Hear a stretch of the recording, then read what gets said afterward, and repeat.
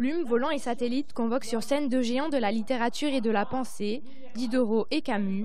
À l'origine de ce projet, Danielle Israël. Elle a confié à Evelyne Loh la lourde tâche de ressusciter par l'écriture ces deux penseurs lors d'une partie de badminton. Elle a imaginé que revenait sur le plateau du théâtre, seul endroit où on peut ressusciter les morts, revenait donc toute l'équipe de copains que représentaient Diderot, Rousseau, Melchior Grimm et puis Louise d'Épinay, et qu'ils allaient échanger et au badminton et également en joute philosophique. Il se trouve que c'était un sport très très pratiqué à l'époque, très en vogue, et Diderot apparemment était un as.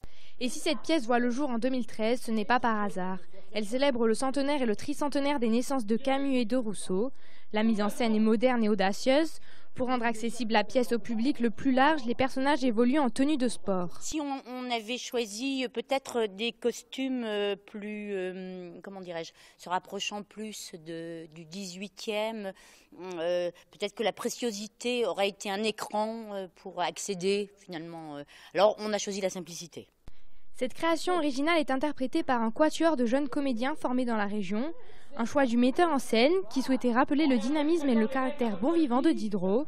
Ces acteurs trentenaires se sont totalement imprégnés des personnages puisqu'ils les ont tous joués en improvisation. Première semaine, je leur ai fait changer de rôle. Tous les jours. L'un jouait Diderot, le lendemain il jouait Melchior Grimm, le lendemain il jouait Rousseau. Ce qui fait qu'ils ont eu une totale liberté et ils ont été pour moi une grande source d'inspiration. On a pu visiter un peu le rôle de chacun, donc connaître un petit peu les autres personnages. Et ça nous a permis aussi d'improviser, donc de trouver des choses qu'on n'aurait pas trouvées autrement. Ça a pu m'aider à les aborder de façon plus agréable, on va dire, que si je les lisais froidement chez moi. Pour en savoir plus sur ce spectacle original, il ne reste qu'à le voir sur scène demain, vendredi à 14h30 au Théâtre de la Madeleine.